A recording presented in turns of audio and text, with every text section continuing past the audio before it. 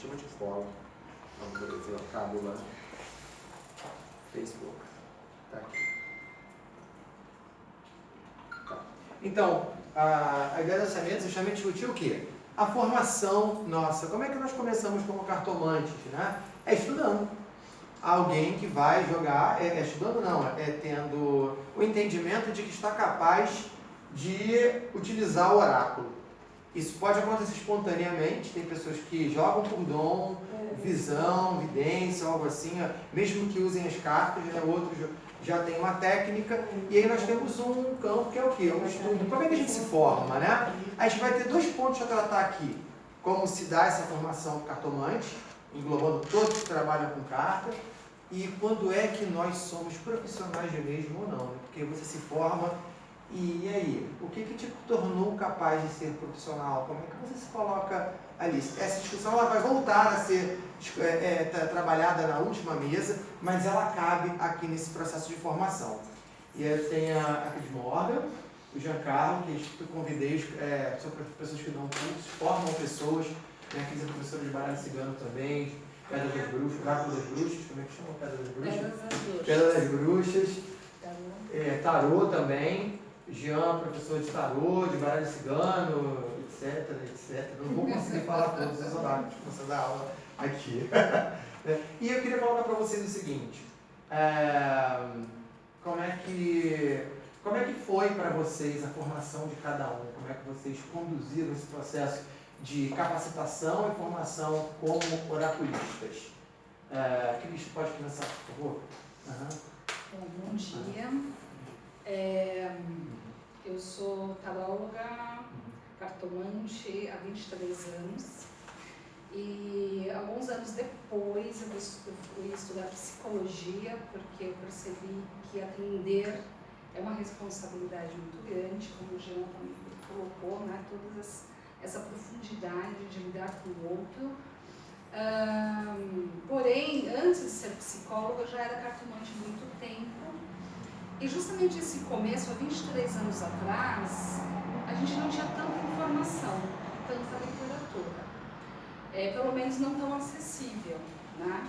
Então eu comecei muito na raça, como muitos nessa época, e depois, conforme eu começava a ter mais literaturas e acesso a isso, eu comecei a estudar. Porém, eu sempre digo que teoria é muito importante, conhecimento é muito importante, mas eu costumo dizer que o oráculo me ensinou muito. As cartas me ensinaram muito. Porque na prática, a gente pega aquela teoria, aquele estudo, e a gente vê como ele se manifesta na prática. Como aquela informação vem na prática, né?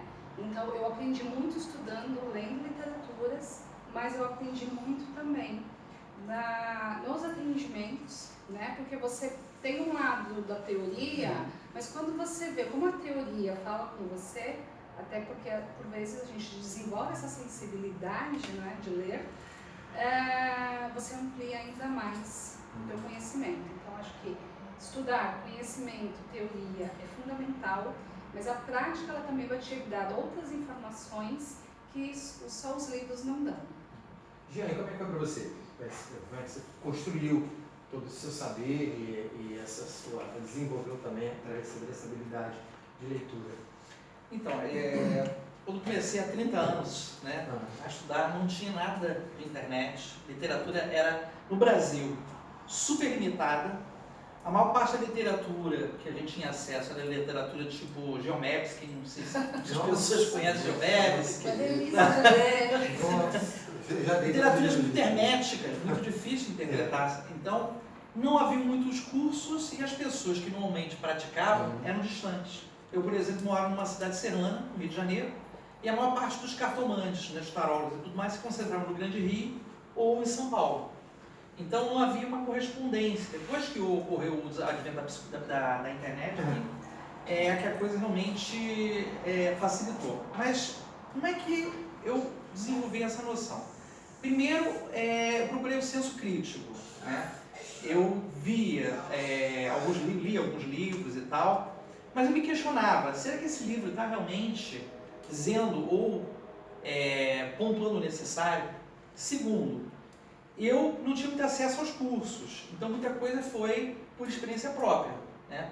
Acho que para nós aqui a cartomancia surgiu mais de uma maneira empírica, né? Sim. Como uma experiência onde a gente vê, a gente sente, a gente percebe e na prática a gente busca relevância e sentido para aquilo ali, tá? Então você começa a abandonar uma série de coisas ao longo do tempo que você fala, que bobagem, isso aí já não faz mais sentido, né? E eu comecei a construir um tipo de curso, primeiro muito baseado naquelas ideias antigas, né? Que tarô vinha do Egito. Todos passamos por isso de uma certa época para cá, né? Exato, né? O tarô que veio do Egito, a cartomancia que estava atrelada assim, exclusivamente aos ciganos, quer dizer, ficava muito só naquela coisa restrita historicamente. E eu passei a ter uma didática, senti a necessidade de organizar o pensamento. E isso se deu muito através, por exemplo, das apostilas. Eu comecei a criar apostila, tudo era datilografado, não tinha computador, então a gente fazia tudo na mão, até mapa astrológico era tudo na mão, não tinha computador. E isso dava, eu consegui procurar extrair daquelas informações que eu considero mais fidedignas, mais interessantes, alguma coisa para compor aquelas apostilas, né? E os cursos, eles na verdade tinham essa coisa do místico, do sobrenatural, porque a gente também tinha uma coisa tipo, porque quem trabalha com isso, de certa forma, tem um certo tipo de dom ou poder. Isso também foi desconstruído com o tempo. Né? Porque a cartomancia é para todos. Sim. Todos que busquem entender, ou que amem símbolos, ou que busquem significado, sentido para essa vida. E aí, ao longo do tempo, eu formei exatamente esse pensamento crítico, né? Esse didatismo, para poder ajudar as pessoas a buscarem uma compreensão da prática. Mas eu sinto que hoje, embora eu possa ensinar, né, as pessoas acabam criando as suas próprias linhas, né, o seu próprio formato. Porque a gente, na verdade, só dá o start, né? Quem vai fazer o movimento no final, o aluno praticante, que vai criar o seu próprio formato de leitura. É que nem os métodos. Sim. Você vê método cruz céltica, quem trabalha com a cruz céltica, conhece o método cruz céltica, tem 12, 13 tipos de cruz célticas e interpretações de casos diferentes, porque as pessoas vão adaptando. Sim. Então essa foi uma maneira que aconteceu também ao longo do tempo. Comigo também pode ser parecido, né? Eu fui para um clube de RPG, que era um clube de jogo, de interpretação, role-playing game, tinha um cara doidaço lá, artista, 10 anos mais velho que eu, mas muito doido. Que ele chegava, era tão bacana que ele não falava nem coisa com coisa, o pessoal adorava ele. E eles foram jogar pra mim, pegou o baralho e falou, semana que vem eu jogo, matou Diego de ansiedade. Uma semana o coração batendo na garganta, o que eu vou ver nessas cartas? E aí chegou, ele puxou a primeira carta do pro mago. Ele falou assim, você vai jogar. Qual era a referência que eu tinha de oráculo? Era a minha mãe, que era praticamente uma escrava do centro espírita que ela frequentava, lá no braço direito dali, Cambona, intérprete, no caso do espírito que recebia ali, do Tranca-Rus, que era o Exu que baixava lá, né? E ela sacrificava muito para aquilo, não tinha vida praticamente. E eu associava o tarô a isso. Era a minha ideia, por não haver informação que tem hoje, né? Eu falei, de jeito nenhum, ele, estou aqui, né? Hoje no evento de cartomância, a coisa acabou acontecendo. E aí, o que eu tinha? Tinha livro? Tinha, era caro, não estava acessível para mim, um jovem, técnica análise clínica, ganhava um salário mínimo brasileiro que não dava nem para um jovem curtir o seu final de semana, quanto mais a pessoa viver, né? E aí ele começou a falar assim, olha para a carta e diz o que você sente nela. Então essa formação inicial foi justamente por isso, por uma questão intuitiva. E o que a gente está colocando pela experiência de nós, somos pessoas que já somos de uma geração pré-internet, né? Essa coisa antes da internet, a pessoa se inicia com a prática, né? Se inicia com essa prática mais mistificada, mais observada de uma forma mais esotérica, mais mágica, e quando encontra alguma literatura, compara o que sente com o que vê ali, com o que está escrito ali. Hoje a gente já tem o contrário, tem um excesso de informação, né? Um excesso muito grande de informação que faz com que você volte para o mesmo extremo anterior. Antes você não tinha acesso a livro, não tinha acesso a apostila, não tinha acesso a nada e ficava perdido. Porque você não tinha referência, não tinha fonte para você buscar. Hoje você tem demais. Você tem muita coisa e muita coisa ruim. Muita coisa inadequada, muita coisa sem fundamentação, né? O que faz com que você se perca em um monte de ideia, porque é aquele textinho que começa muito legal, muito bacana, e termina sem sentido. Ou aquelas pessoas que têm a moda hoje, né, de falar muito na internet, falam, botam um monte de palavras caras e no final não disseram nada. Ficaram com aquela coisa, aquele discurso vazio, inócuo, isso. Então, a gente está vendo que até existe hoje uma dificuldade que é lidar com a informação. E aí essa informação que vai te formar como cartomante, de onde que ela vem? Professores. Aí entra nós aqui. Porque outra dificuldade é quem são os professores de referência. O que referencia isso? Vocês estavam falando da questão do livro. Qual é a dificuldade da... É uma dificuldade e uma liberdade. Nós não somos institucionalizados. Portanto, não há ninguém que valide isso. Que nos valide quando nós somos profissionais e que nos valide como professores. E o que nos valida? O mercado. Você deu aula, continuou a formar gente, né? Você se colocou, você vale a pena. Como deu aula, não teve aluno, o mercado você não vai vingar. Mesma coisa quando você começa a trabalhar. Você começa a atender, você tem retorno de cliente, você é profissional. Você começa a atender, você não tem cliente, você não vai conseguir se colocar ali, né? Então não existe algum elemento regulamentador, nós não somos institucionalizados.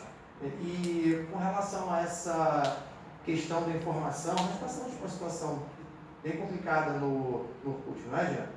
O que aconteceu? Nós tivemos um grupo de estudos, né? Esse grupo foi um grupo de pessoas que sabiam muito e que a gente se encontrou ali, a primeira rede social que surgiu naquilo, e começamos a falar, escrever textos enormes. O que aconteceu com isso? Fomos todos copiados. Fizeram livros não oficiais com todos os conteúdos que nós compartilhamos ali e começou a surgir um monte de profissionais a partir do que, nesse momento, profissionais, né? Eu, Giancarlo, Vera Cristina, Marcelo Bueno, Bruno A1, Luciana Lebel, que vai chegar aqui no final do mês, e o... Meu Deus, do Nordeste. Ricardo Pereira. Acabou escrevendo ali, mais um outro grupo que foi se agregando ali, né? Isso acabou formando isso. Então, o estudo, ele é muito... tem esse lance da informação. Outro ponto que eu vou até pegar pela Cris, e que também fala da fala do Jean, é a questão do advento da psicologia. Aí nós vamos entrar o quê? A gente está falando de linguagem, portanto, trabalhando com comunicação. E a comunicação, ela é sujeita ao quê? Ao ruído. O que é o ruído? Eu estou falando aqui, toca um telefone ou alguém conversa ao fundo. Esse ruído vem ao meu ouvido. Eu me disperso nisso. Esse ruído ele atrapalha, esse é um ruído físico. Né? Esse ruído físico, ele tira a nossa concentração e interfere na comunicação e na produção de sentido. Quem está falando, escuta, se perde. Quem está ouvindo, que entra essa fala externa, se perde na produção de sentido. Mas tem outro tipo de ruído também, que é o ruído semântico. Ou seja, o ruído que está no significado das palavras que são usadas para passar a informação. E tem outro tipo de ruído, que é o ruído emocional, que é a experiência que você tem com o efeito que essas palavras provocam em você. E aí entramos na psicologia. O Jung foi essencial para a psicologização, ele legitimou os oráculos, mas ele gerou as pessoas se apropriaram do conteúdo de linguagem psicológica e começaram a falar a partir dela, sem conhecê-la. Exatamente. E hoje você tem métodos. Casa 1, casa 2, casa central é o self. Como é que vocês, como professores, lidam com essa apropriação de terminologias científicas aplicadas inadequadamente? Isso gera um problema para ensinar e para o aluno aprender. Aí vocês podem falar como alunos e como professores, né? Sim. Primeiro que eu venho então, de uma época em que a cartomancia, o uso do oráculo, ele tinha esse aspecto mais oracular mesmo. Sim. A gente que atende há muitos anos, a gente vê essa transformação, como você vem mostrando. E muitos queriam fugir, né, da coisa estereotipada do adivinho, de ter coisa errada, do charlatão. E de repente, 10 anos depois, a gente viu um boom da terapeutização do tarô, das cartas. E aí ninguém é oraculista, ninguém é cartomante. Eu sou terapeuta, né? Nada contra os terapeutas, Mas assim, eu sou psicóloga e assim, não tem como você fazer uma psicoterapia completa com o tarô, até porque o Conselho Regional de Psicologia não considera o tarô uma ferramenta. Mas, no Brasil, aqui também não. mas a gente entende, como o Jean bem colocou, que a gente tem uma base simbólica que sim, a gente acessa elementos inconscientes, processos, né? E a gente orienta com relação a isso. Só que aí foi se perdendo, primeiro, tanto o aspecto oracular, quanto também foi se apropriando de conceitos que não têm a ver com essa área, porque as pessoas não são formadas nisso. O maior conceito que a gente ouve errado por aí é arquétipo. Arquétipo, nossa, que horror! Sabe, uma vez eu fui numa palestra de um tarólogo que falou que dente era arquétipo. E aí eu falei assim, então assim, nada contra se utilizar os conceitos, mas há que se separar o que é o que. Ao mesmo tempo que o cartomante, ele começou a fugir do seu aspecto ancestral oracular, né, porque eu tenho esse lado assim, ele começou a negar aquilo, ele começou a tentar tomar um espaço de um outro profissional. Então, quer dizer, quem sou eu? É deslocado do seu centro, né? Exato. Então, assim, dentro da cartomancia, sim, você consegue utilizar elementos da psicologia, como símbolos, arquétipos e tal, mas você tem que se apropriar desse conhecimento. Porém, você não pode dizer que isso é psicologia ou que você está praticando uma psicoterapia, até porque tudo isso é muito mais profundo, né? Então, hoje, isso está começando a entrar no equilíbrio, né? Até porque o nosso trabalho como cartomante está tendo muito mais respeito. Então, as pessoas estão se assumindo, saindo do armário como cartomantes. Explodir esse armário da cartomancia, né? pelo amor de Deus. Exato. Mesmo eu, quando eu comecei a atender como psicóloga, porque eu me tornei psicóloga uns 10 anos depois, 15 anos depois de ser já de um estudo com os oráculos, eu precisei me adaptar a saber até onde, dentro de um atendimento cartomântico, eu sou a cartomante, e até onde eu posso ter um olhar de cuidado terapêutico, né? E até onde para e até onde começa a psicóloga, né? Porque também é assim, uma pessoa que vem no oraculista, não adianta você vai arrumar um emprego, não vai, próxima pergunta, né? Então você tem que ter um olhar ali de cuidado, orientar, perceber o que está acontecendo. Isso é um olhar de cuidado, não é só oracular, né? Não é só fazer previsões, mas é orientar como passar por aqueles processos. Eu sempre costumo dizer que o oráculo, ele conversa com você sobre o seu consulente, ele não só responde perguntas, né? Mas você também não pode prometer focar o seu atendimento em aspectos psicológicos. Primeiro, porque o cartomante não vai ter essa formação. E segundo, gente, quem vai no cartomante só para fazer psicoterapia? As pessoas querem saber o que vai acontecer. E dentro dos seus cursos, por exemplo, porque a gente já vê que você é impregnado na área, e quando alguém vem pra gente, possivelmente ela já veio de outros cursos ou já veio de algum tipo de literatura inicial que levanta ali. Eles trazem esses coisas. Você como psicóloga, até bom você estar falando aqui, porque você como psicóloga, como é que você recebe isso dos alunos? Eles trazem essa linguagem para você dentro do curso? Como é que você administra quando você tem um autor que se refere a isso? E, como a maior parte do que se vê por aí, se refere de forma equivocada. Sim, né? sim. Os alunos perguntam bastante. E aí, justamente, eu entro na importância de explicar. Eu falo, olha, aqui não é uma aula de psicologia, porque assim, você não precisa ser psicólogo para ser cartomante, né? Você não precisa necessariamente se apropriar, porque eu comecei a perceber esse arquétipo, esse levantador, muito antes de saber o que era símbolo e o que era arquétipo, certo? Eu falo para os meus alunos, eu sou psicóloga, eu vou explicar, só que não fiquem presos a isso. É importante? Jung abriu muitas coisas, mas ele não estava falando exatamente para nós, ele estava falando sobre um aspecto muito maior da psicologia, da antropologia, né? Porém, por exemplo, quando a gente abre as cartas, tira uma carta e coincidentemente cartomante, sai aquela carta correta, eu pensava assim, 20 anos atrás, gente, que coincidência, como pode? Aí 10 anos depois vou ler Sincronicidade do Jung. Falei, bingo! Mas peraí, mas o Jung não falou do meu aspecto com as cartas, mas ele explicou um fenômeno, certo? Agora, então, é isso que eu digo para os meus alunos. Só que eu sempre falo que você não precisa ser mega catedrático, mega acadêmico, entender tudo de Jung para ler as cartas. Agora, estude, é importante saber, só que não misture as coisas. Né? Então eu explico primeiro o que é arquétipo realmente, né? Arquétipo não é isso, é aquilo, até porque é um conceito muito complexo. Muito, né? muito. Mas não se peguem a isso, porque tem certas coisas, eu comecei de trás para frente, eu comecei vendo os fenômenos, para depois tentar rotular o que são esses fenômenos. Aí você viu qual era a ciência, né? Jean, você tem uma pós-graduação em psicologia junguiana. Também te dá a capacidade muito de falar, enriquece muito essa fala, por conta dessa importância da conexão da psicologia com isso. Como é que é essa experiência nos cursos, você fala muito disso, já li muito você, né? Você é uma das minhas bases de formação profissional também, né? Então, como é que você lida com essa questão da linguagem apropriada, a apropriação da linguagem psicológica? O que acontece? O cartomante, ele não tem um órgão sindicato que proteja. Sim.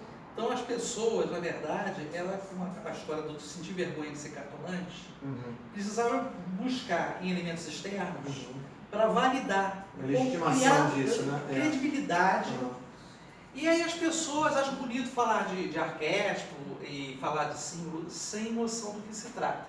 Porque é como um status intelectual. Isso também acontece para o outro lado, porque tem esse lado. Mas tem um outro lado, que é a mitificação do cartomante do curso de final de semana. Daquele que acha que vai se tornar um cartomante fazendo um cursinho de final de semana. É tão perigoso quanto alguém que se apropria da linguagem psicológica, filosófica, não importa. O que eu acredito que é o seguinte, conforme aquele gráfico que eu mostrei para vocês, o distanciamento da linguagem simbólica é cada vez maior da linguagem racional. A gente está cada vez tentando explicar mais coisas que na verdade têm que ser sentidas. Isso é um problema, porque quando eu fiz a minha formação em pós-junguiano, eu passei a não ser mais junguiano nas minhas leituras. Por quê? Isso, né? Eu passei, porque antes eu tinha um pouco essa ideia de que eu precisava validar e me apoiar. Porque as pessoas colocavam em dúvida, então eu tinha que validar isso. Isso foi uma experiência, uma fase minha. Né? Mas hoje eu entendo o seguinte, o próprio Jung dizia, né, que você tem que ter um olhar sensível para as coisas. E que a gente está perdendo esse olhar sensível. A gente não pode achar que a gente tem que construir alguma coisa muito formatadinha, direitinha, para interpretar. Tá? Porque por mais que você faça um curso, na prática aquilo tudo é invalidado. Você só tem, na verdade, o curso, o livro, tal, como ponto de apoio. Que é importante, fundamental. É fundamental. Porque senão, cada curso que você der, você fala uma bobagem. Não tem um mapa, vamos dizer assim, um caminho das pedras. Aí você vai falando qualquer coisa.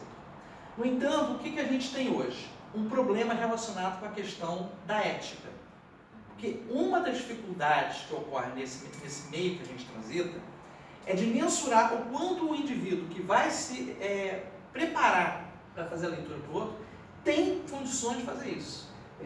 Emocional, psicologicamente. Porque uma pessoa louca, uma pessoa desequilibrada, ela pode se tornar um cartomante. Enquanto assertivo. Isso. E assertivo. Não, e tem as pessoas que patologizam também. Que, assim, a leitura ou ela é 100% fatalista, ou ela é 100% otimista. Então tem aquela pessoa que ela, na verdade, todo mundo gosta porque fala o que quer, o outro quer, né? Vai dar tudo certo, vai dar tudo errado. E tem aquela pessoa, que esse aí é o tipo de cartomante de autoajuda, né? Que é tipo os livros de autoajuda. E tem aquele que é a Iana Haha do Leão na Montanha, não sei se vocês conhecem esse desenho animado aqui. Ó, vida, céu, azar. Tudo é uma desgraça. Nada vai dar certo. Então, existe um problema relacionado com a ética. A gente não tem um código que regule. E aí, eu acho que é importante o conhecimento, mas na hora da prática, esse conhecimento simplesmente se dissolve. Sim. Porque você, leitor de símbolos, você trabalha com a alma. O intelecto apenas é um canal, é um meio, não é o fim. E não tem um fim espaço tão grande nisso. Né? Exato. E outra coisa também importante, quando a gente faz um trabalho de formação, um trabalho que quem trabalha com oráculo está permanentemente se lapidando. Não está pronto nunca. É um processo. É um processo, é um construir ao longo de uma existência. Tá? A gente achar que a gente detém todo o conhecimento sobre a realidade. Quando a gente faz a leitura do consulente, a leitura do consulente e não do tarólogo, cartomante, não importa. Você está fazendo uma leitura para ele, é dele. Então a linguagem tem que ser apropriada, tem que estar no nível dele. Então se você começa também a querer falar numa linguagem que está acima, eu sou muito auditivo. Eu até percebo também como o consulente se expressa. Sim. Porque se você começa a falar, a pessoa fala de uma maneira assim, mais simples, eu não vou falar como um douto de Harvard. Não, linguagem cara. Tem que ser uma linguagem objetiva, uma linguagem simples. Porque essa simplicidade que também dá o tom, a graça na leitura. Sim. Porque o oráculo não tem que ser uma coisa assim, sabe, super elaborada, né? Ele é, na verdade, um toque.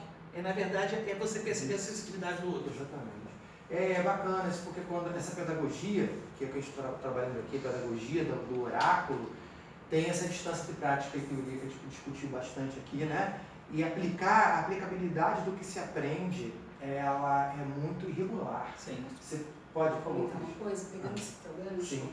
uma das dificuldades que eu sinto mais dos alunos é a abstração. Né? Ou seja, ele pega a cartilha, ele decora as palavras-chave e normalmente são representações mais subjetivas dos arcanos. Então o carro do tarô é a direção, é o caminho e tal. E uma das formas de didática que eu uso é, inclusive, contando vários causos, vários casos de atendimento e mostrar que, às vezes, o carro do tarô não vai ser só a direção e o caminho, mas pode ser um carro mesmo. Sim, a informação literal, o nível literal de interpretação. Numa prática, uma vez eu vi que o filho do consulente tinha sofrido um acidente de moto. E aí, o meu inconsciente, ele foi buscar uma informação, não pelo que está escrito no livro, mas ele buscou uma relação simbólica de que carro é meio de locomoção e moto também.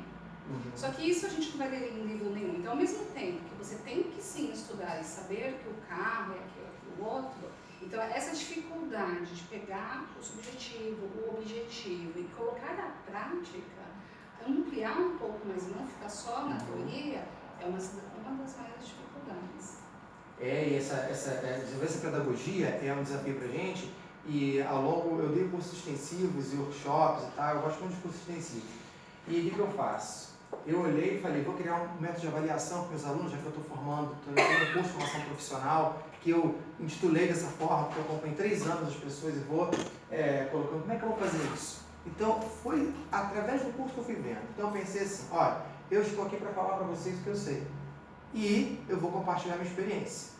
Vai ter uma parte teórica, a gente vai falar sobre conteúdo e significado de carta, a gente vai contextualizar esse símbolo dentro de um coletivo e vocês vão utilizar o que vocês puderem do que eu estiver falando.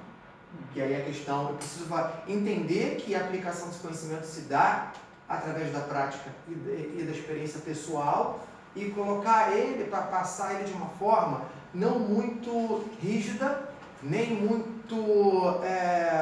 não organizada, muito severa, vamos dizer assim. E aí, assim, se vocês estiverem aqui fazendo curso comigo e eu pedir para fazer um exercício e vocês não fazerem nada do que eu ensinei e uma coisa está feita, eu não estou preocupado que vocês vão repetir o que eu vou falar. Eu estou preocupado, eu estou prestando atenção em como vocês vão viver, praticar, acessar essa informação e produzir sentido nisso daqui. É isso que eu quero. Então, para você que já tem que ter um tipo de pedagogia muito flexível, que valorize a experiência pessoal e que se fundamente a partir do compartilhamento de experiência. Eu gosto sempre de fazer assim, vou dar um conteúdo. Primeiro, eu trago um exemplo, um caso do meu consultório. Eu falo, gente, eu vi, isso aqui é tal pergunta, o que vocês veem?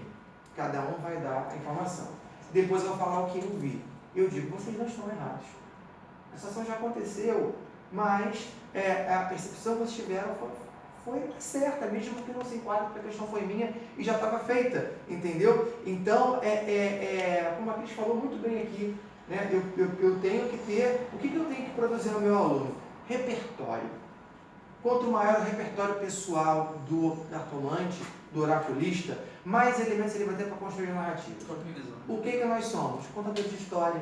Você conta a história da pessoa que está na sua frente, eu repito tudo quanto é palestra. A gente fala da intuição. Tá? A intuição nos ensina. Ela é um princípio fundamental nosso, né? Mas o que se ensina no curso? Duas coisas, imaginação e criatividade.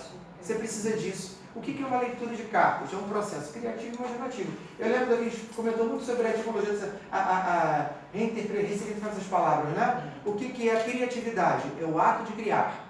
E a imaginação? Colocar a imagem em ação. Então, eu pratico o ato de recriar a sua vida colocando essas imagens em ação. Esse processo pessoal, subjetivo, intransferível. Eu preciso capacitar a pessoa para que ela entre nesse momento livre, para ela ser como ela é, sem obedecer técnicas, né? Tudo muito certinho. E ela tem que conhecer as técnicas, como elas se aplicam, e estar livre para poder, né, modelar. E eu vou ficar para o tarô no arcano do mago, que está ali, ó, mexendo e articulando os elementos da mesa da forma que ele achar que é melhor, que vão mudar de momento para momento. Então, esse percurso pedagógico, de formação profissional, ele precisa de ter muita liberdade e que o aluno compreenda que a teoria e a prática se complementam, mas são, nesse nosso aspecto, muito diferentes. E aí vem a questão científica, a questão da ciência. Dar explicação para tudo. O que se perde no oráculo? Querer explicar tudo. E o discurso de autoajuda, que no meu ver é falacioso, tóxico e completamente ruim no sentido que se coloca, porque tudo tem um sentido. Tudo tem um porquê. Isso é racionalizar a vida. Nós somos limitados. E aí vem a questão da formação do aluno de entender isso. Essa limitação, ela implica no recorte. O fato de ser Alex, eu recorto a existência e enxergo Alex através de lente dos meus olhos, que são interpretadas da minha experiência de vida. Tem situações que eu não tenho capacidade de compreensão. Por eu estar tratando psicologicamente, emocionalmente, eu não tenho referência para entender isso. Então, se existe um sentido para isso acontecer, ele não está ao meu alcance, então não há sentido. Aí entra o quê? O mistério. O mistério faz parte da vida. Quando eu falo de vida, eu estou falando de algo que transcende a minha existência. É algo que transcende o Alex, aqui todo mundo junto. E o universo aí tem coisas que a gente nem consegue enxergar. Respeitar esse ponto de mistério, né, de inconsciente, de algo que é inalcançável, é te tornar vivo plenamente. Né? Me tornar uma parte, me funde ao todo. E a gente busca muita ciência como uma referência, que é o paradigma científico. Você tem o paradigma mítico, metafísico e científico, que é a ciência de cartesiano. Ciência, como você pode ver ciência como um conjunto de saberes, que é uma ciência uma forma de ciência como algo mais leve ou mais dura, dentro de um método empírico, mecanicista, que funciona por repetição, comprovação e esgotamento de perguntas. No nosso caso, nós nunca podemos esgotar as perguntas. O nosso movimento oracular, de leitura e de estudo, é não esgotar perguntas. É deixar sempre margem para perguntar mais e deixar sempre dúvida. Eu gostaria de acrescentar uma coisa importante aí. Quando a gente fala a palavra divinação, ou adivinhação, essa palavra quer dizer conversa com os deuses. Né? Que era a ideia exatamente do oráculo de Delfos, ou dos oráculos conhecidos na Grécia, no Egito, enfim. A palavra terapeuta significa servidor de Deus. Quer dizer, o trabalho com o tarô não é um trabalho psicológico, mas é um trabalho anímico. Por que é anímico? Porque você toca na emoção. Você toca na reflexão do consulente. Você toca no aspecto, como ele vai comportar-se diante da vida. Então, o trabalho tem uma função, ele acaba também tendo uma função terapêutica? Eu acredito que sim. Não é uma psicologia. Eu, por exemplo, tenho 3 autores que trabalham com o tarô essencialmente dentro de uma visão psicológica, que é o Dr. Arthur Rosengart, É maravilhoso. que ele é um PhD em psicologia analítica. Ele claramente no livro, nas obras dele, ele diz o seguinte: eu uso o tarô para poder identificar os pontos cegos que eu faço na minha análise. Então, o que eu não vejo na consulta, no consultório, o oráculo me mostra. Tem aí a doutora Irene Gatti, que é outra que também PhD em psicologia analítica, que ela faz um trabalho de reflexão. Tem até um livro que Tarô e Individuação. Esse livro é muito interessante porque ele faz uma série de correspondência. E lógico, o livro mais conhecido, que foi a discípula do Jung, a Sally Nichols, que é o Jung do Tarô. O Tarô, obra clássica. Que é o clássico. Agora, se a gente pega essas obras, ali você vê que é o seguinte, é uma reflexão sobre aquele universo de cada carta, historicamente, miticamente, simbolicamente. Tá? Nós transitamos nisso. Eu acredito que o símbolo não está restrito àquela ou essa ou aquela área. Porém, tudo acontece ao mesmo tempo. É a mesma coisa dizer que, por exemplo, o ser humano só funciona quando está mal. No plano mental, você está mal no plano mental. Você pode estar mal no plano emocional, no energético, no espiritual. Você pode estar desequilibrado no todo. Quando a coisa acontece, o fenômeno acontece, não acontece só num lugar. Se vocês pegarem, eu não gosto de ficar fazendo muitas elucubrações, mas se vocês pegarem, por exemplo, o símbolo do Tao, que é o Yin e Yang, você vê que é impossível você mexer numa faceta sem mexer em outra. Então eu acho que tudo acontece ao mesmo tempo. Então nós somos, queiramos ou não, de certa forma, terapeutas. Porque a gente está ajudando, a gente está trabalhando, a gente está elaborando. Só que não é o psicoterapeuta, não é o psicólogo. É uma outra pessoa que trabalha no aspecto anímico, que é ajudar o consuminte a ter um olhar sensível sobre si e a vida, e o outro, né? Uma compreensão.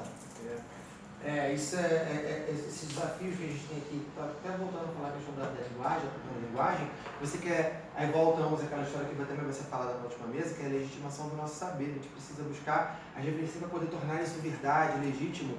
Não importa, a gente precisa nos reeducarmos a entender que a ciência, ela ajuda, anda conosco, mas nós não somos ciência, no sentido duro da palavra, cartesiano da palavra, que é esse sentido que se busca para validar o que a gente faz. Né? Então, se eu tenho um olhar que busca essa referência cartesiana, quando eu continuo com a pedagogia, um método de ensino para o tarô, eu vou começar a reduzir esse saber e eu vou interferir na experiência, eu vou trabalhar a experiência plena de aprendizado, vivência e prática. Que aí vem aquela questão do que você falou na sua palestra, a pessoa começa a linguagem que usa para poder observar aquilo, começa a perder a capacidade de entendimento porque não estão ali para se inspirar. Né? Tem um verbo em inglês que eles usam no musing, que vem de musa, que é se inspirar. Nosso processo é muito mais próximo do artístico do que do científico. Por isso, no meu entender, eu acho que a gente trabalha com mais artes oraculares do que com ciências ocultas. Né? Eu gosto mais dessa... Não invalido o outro termo, mas eu acho muito mais isso, uma construção muito mais poética, artesanal, artística, que é esse processo, por mais cartesiana que ela seja, por mais racional que ela seja, ela vai ter uma poética no meio, porque tem um lado intuitivo e criativo que está ali. Né? E aí esse processo de formação nosso, pessoal e dos nossos alunos, precisa que a gente leve ele esse campo e a gente descobrir onde ele está mais à vontade. Né? E agora, outro ponto que a gente precisa trabalhar são as referências bibliográficas. Né? Está complicado hoje. É porque qualquer pessoa escreve um livro. Exatamente. Antes a gente não tinha obras, agora a gente tem um monte de obras com conteúdo duvidoso, né?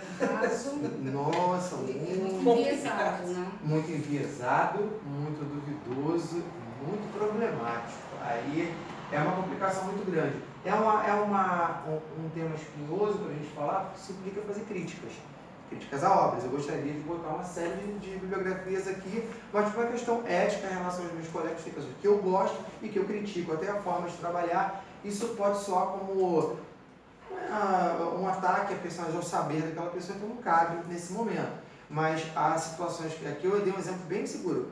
Pessoas com quem eu posso, né, dialogar, criticar, ser criticado e a partir de saber. Aí eu estou colocando pessoas que têm uma base legal. E quem não tem nada, escreve qualquer coisa, bota ali, vende pra caramba, E as pessoas falam assim, eu ali, comprei, também comprei, porque comprei, porque fulano comprou, e fulano comprou. Aí começa assim, consumir aquela obra, que não é nem pelo seu conteúdo, é porque viram outras pessoas comprando. Você leu o livro, e aí?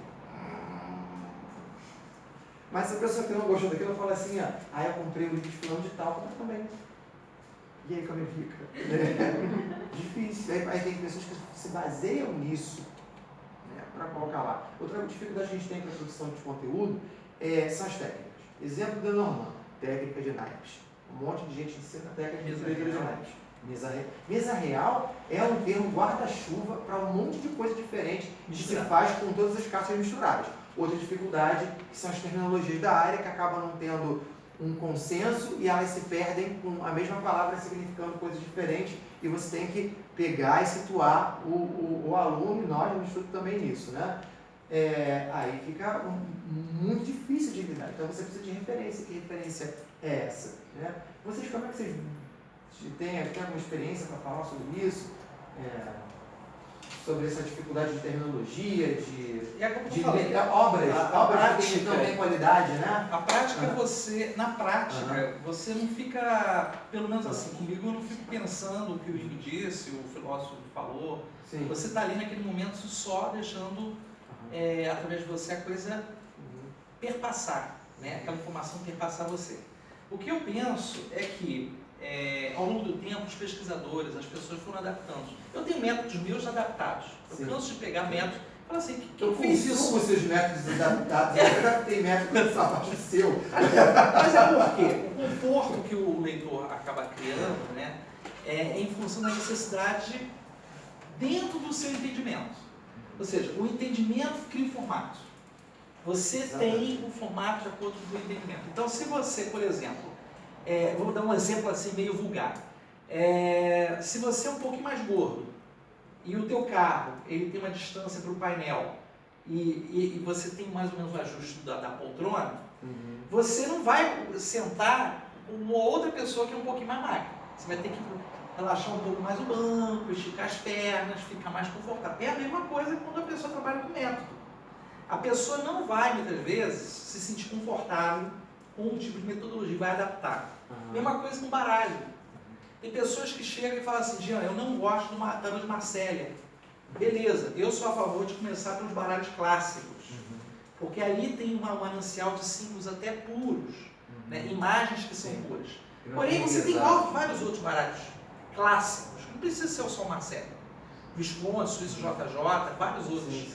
Então, assim, é preciso entender que dentro da experiência do praticante, eu não estou indo muito essa paranoia, você tem que cortar assim, você tem que jogar. Eu deixo a pessoa muito à vontade, inclusive em curso, para fazer a própria experiência. Porque quem sou eu para dizer, você tem que cortar assim assado, você tem que fazer assim assado? Né? Eu só falo assim, olha, a métrica do curso é essa, eu construí com essa lógica. Se você entender isso como uma coisa que faz sentido em você, beleza. Agora eu te deixo à vontade para fazer do teu jeito. Porque o símbolo é plástico. Sim. Né? A maneira de você trabalhar com oráculo é plástica. Você não pode condicionar uma maneira só. Senão você estaria, na verdade, dogmatizando o ensinamento. Doutrinando o aluno. O Nick coloca isso na obra dele, já falou com isso em algumas contas de teve, que é quando você está passou 5 consultas, você falou o mesmo significado para aquele mesmo arcano, no caso do tarô, para tudo, volta que está errado. Você está repetindo em série aquilo ali, né? E o problema também da gente que é o quê? O tarô se forma, ele aprende a técnica, mas a linguagem que ele vai utilizar na leitura, ele vai buscar de outros lados. E aí entra o quê? A indústria da autoajuda, a indústria esotérica, chama indústria, tá? É a criação de uma lógica de mercado que vai produzir grandes promotores dos seus produtos para que sejam consumidos. E aí você começa a criar um discurso padronizado para todo mundo. Não tenha raiva. Não, você não pode fazer isso. Aí vem um discurso que é uma assim, de censura, gerar culpa no outro, e que você tem que perdoar, e que você não pode ser assim, não entre nessa sintonia, flutue no céu, como se isso fosse algo que servisse para todo mundo.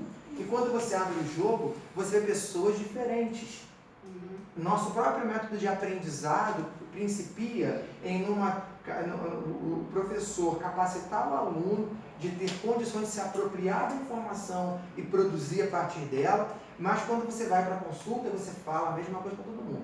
Aí você cria culpa no outro, cria medo e diz assim, você não vai evoluir. Evolução, essa palavra tinha que ser erradicada do nosso discurso oracular, porque ele implica numa verticalização, ou seja, um estágio que some para surgir outro e eu sou melhor do que alguém. Não dá. A gente tem que entender desenvolvimento, que é diferente de evolução. Né? E perceber que uma pessoa, que a astrologia vem falar sobre isso, que tem um Martin Ares, que tem um Urano forte no mapa, você manda essa pessoa se acalmar, você está tirando ela da natureza dela. Então você está deslocando ela de função. E aí como é que isso entra na nossa prática? A gente precisa também, dentro da nossa formação de pessoas, trabalhar os nossos alunos para perceberem o outro a partir da diversidade humana e criar formas de entender assim, vamos tentar saber como é que você é e ver o que é bom para você? Se for bom para você lutar, vamos embora capacitar você para lutar? Se for bom para você não tomar iniciativa, vamos embora entender como é que você pode lidar com isso de uma forma mais segura do que ficar colocando fórmulas e julgando o outro entre mais evoluído e menos evoluído, que isso não é saber espiritual, isso é reprodução de lógica de mercado, de autoajuda, que vai fazer você vender, comprar um monte de livrinho, ler aquilo e decorar aquele conteúdo e robotizar o outro, né? Que por essa lógica todos seríamos o quê? Seres de luz, gratidão, flutuando, todos vestidos de branco, porque não pode usar cor escura, porque usar preto atrai energias negativas. Gente, o que é isso? Por favor. Com relação às literaturas, eu acho que a gente, como professores, a gente sempre tem que indicar. Mas a partir do momento que a gente mostra que não é só estudo, é desenvolvimento da sensibilidade, a gente já desperta no aluno um senso crítico. Isso. Né? Então, assim, livros que são cartesianos demais, livros que só colocam ali probabilidades das cartas, das caídas das cartas, limita, porque não existe probabilidades. Né? A gente até ensina e mostra modelos de leituras e tudo mais, só que não dá para ficar preso a isso. Então, se um aluno ele sai do teu curso com essa cabeça e com essa orientação, seja qual for a literatura que você passar, claro que você vai ter as suas, né? Mas não dá para dizer que existe um livro, este livro, este autor the best. Até porque o senso crítico é muito pessoal. Né? Porém, eu tenho uma lista que eu passo, porém eu sempre digo, nenhum está 100%. Critiquem todos eles. Exato. Escrevam para eles. Até aquele que eu mais adoro, porque vai ser o seu olhar agora. Quando a coisa fica muito tecnizada, muito técnica, também desconfie, porque a leitura não é só técnica, é sensibilidade, é criação. Né? E você estava falando da questão do simbólico, da questão da pedagogia, e por vezes eu digo para os alunos, vamos fazer uma leitura inversa. Se você está atendendo um cliente que amanhã, digamos que ele vai passar por um sequestro relâmpago, como você veria isso nas cartas? Você vai passar, você construir sua realidade montando os símbolos ali. Exato, não que seja uma exata, porque não é exata, certo? Então você tem que ter pedagogias que, não só de literatura, embora ela seja muito importante, mas mostrar como desenvolver essa sensibilidade, essa percepção. Né? Então, assim, literatura é importante, tem autores que a gente recomenda mais, embora hoje eu sinto que o público é muito fast food. Né? É tudo na hora. É tudo mastigado. E os livros estão seguindo essa tendência. Então você compra um livro de tarô que tem 100 páginas, né? Bem com as palavras-chave e tal. Eu sempre falo que não fazem livros como antigamente. Praticamente como um script. Exato. Só que ao mesmo tempo, o público é muito fast food. Então você vai falar para o seu aluno, leia um livro de tarô, ou leia um livro de 300, 400 páginas. Ai, mas precisa ler tudo isso? Tudo isso, Não, depende do que você pode ler. né? Então, tem autores que eu recomendo que são autores mais antigas, né? Tem várias também modernas, porque se você coloca na Amazon Tarô ou Lenormand, Brasil tem um problema, que é a questão do inglês, do que chega no Brasil, né, da tradução. Então lá tem uma limitação, né? Então por vezes eu indico livros em inglês ou em outras línguas para os meus alunos, mas quer dizer, eu não falo, não tem recurso, eu não vendi no Brasil, não acho no Brasil. Né? Então, assim, o máximo que a gente pode, eu acho que a nossa pedagogia tem que levar também essas informações de fora, né? Mas ao mesmo tempo mostrando, como a gente acabou de falar, o conhecimento é importante, mas vamos desenvolver isso na prática. Eu acho que uma coisa que é legal a gente pensar é que o oráculo, não importa o oráculo, nós estamos falando de cartomancia, ele veio para humanizar. Né? Porque, primeiro, se você consegue alcançar, através da linguagem, a essência do outro, e o outro percebe você como ser humano, tira um pouco aquela ideia do mestre, que você é um bruxo, que você é um guru. Vamos colocar mestre e guru, que fica mais... Está estereotipada essa ideia. Né? E aí, quando você mostra humano como o outro cria-se uma similaridade, cria-se uma sintonia. Uma aproximação. Isso. Acho que você está mais próximo dele. Uma empatia. Né? Isso. Você não vê aquela coisa tão longe, tão distanciada, tão hiperdimensionada, né? Então, essa é a ideia do oráculo. É você, através da linguagem, desconstruir um pensamento que está formatado, né? Porque se você tira as amarras, se você tira a armadura, você consegue alcançar melhor o outro. E o que é legal para a gente aqui até indo para um outro viés ainda nessa parte, porque se tem uma da pedagogia e educação, já tem tanta coisa para falar que a gente vai ter tempo, que seria como é que se dá a formação através da internet, os vídeos, né, que a gente falou agora e tal, que é outra pegada. Mas assim, a questão do Jean falou da questão do símbolo, a questão da arte como um norteador para a gente dentro do curso oracular, e a interdisciplinaridade. Eu fui formado por esse grupo do Orkut na época. O Gianni foi uma pessoa que sempre referenciou isso, que era o quê? Associar o tarô ao cinema, a Zoe de Camargo, um trabalho maravilhoso, tem um curso sobre isso. O Carlos Holanda fala sobre astrologia de quadrinhos. Eu fiz uma palestra sobre tarô e X-Men. Então o que eu fiz? Eu tornei o tarô acessível para as pessoas que gostam de quadrinho, de banda desenhada, de X-Men. Tem gente que fez tarô e Marido do Bairro, Lenormand e não sei o que lá. Isso é muito importante, que eu consiga utilizar a capacidade associativa do tarô, do oráculo, da cartomancia no caso, e comece pela minha experiência pessoal a fazer um paralelo entre uma coisa e outra, e as pessoas tiverem a mesma afinidade que eu, vão conseguir chegar lá. O que eu tenho feito isso no Rio, que eu sugiro para vocês aqui de Portugal também fazer? Eu tenho um projeto de Lenormand no Rio de Janeiro. Então, eu explico as cartas pela história da cidade, pela cultura carioca, pela paisagem, por tudo, pelos prédios. Domingo, antes de eu viajar, eu passei pelo centro do Rio, que é a Praça 15, falei sobre a revolta da Chibata e o Chicote, sobre a carta do Lenormand, né, no caso da Torre e da Câmara dos Deputados, e que é a antiga cadeia, a cruz como o Tiradentes como confidente. Então as pessoas acharam aquilo bacana e conseguiram ter um outro entendimento daquela carta a partir de uma informação que elas já tinham, porque eles conheciam, mas não juntavam ali. Quando você faz esse link, bom, a coisa acontece, né? A gente vai ter que parar aqui para almoçar, uma hora a gente vai sair. Vocês querem colocar uma consideração, Cris, Jean, sobre essa questão da pedagogia, do estudo? Vocês querem... Acho que... falar que minha teve não busquei conhecer. Teve luva. Busquei conhecimento.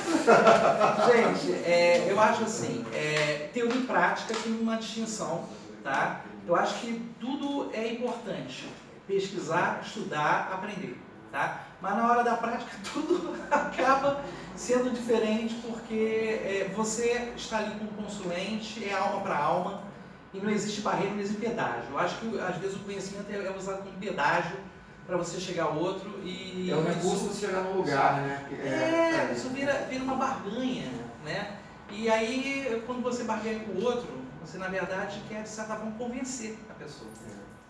Né? E a ideia do oráculo não é convencer a pessoa. Né? Na verdade é ajudar a pessoa a atingir um nível de compreensão e esclarecimento. É verdade. Tem aquela frase de Jung, né, que estivesse ouvindo agora, ao lidar com o outro, seja apenas uma mão humana. Exato. Boa lembrança. É verdade. E eu acho que é isso. A gente tem que estudar. Eu sou CDF, não sei se existe essa coisa, Cu de ferro. Aquele que está tão duro que você está na cadeira e não sai dali. Leio muito, adoro livros e tal, devoro, mas a gente tem que desenvolver a sensibilidade, pegar isso e trazer para a sensibilidade e sentir o outro. Sentir o outro. Porque se o outro não se abre para aquilo, se ele não sente que você está ali, a consulta não acontece. É isso aí, deixar preparado tanto professores como estarmos como professores e falarmos com nossos alunos que vocês têm que estar prontos para abandonar tudo que vocês aprenderem na hora da consulta quando for necessário abandonar. E deixar aquele do lado para se apropriar disso quando for preciso. Isso é algo, a formação é uma ferramenta. Tá? E a gente pode abrir para 2 perguntinhas e paramos para o almoço. Alguém quer colocar alguma coisa?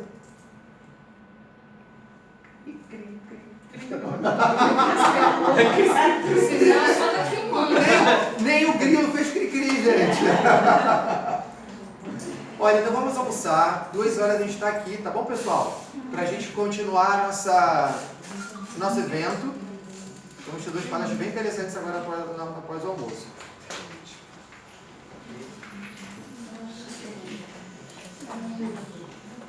Sim.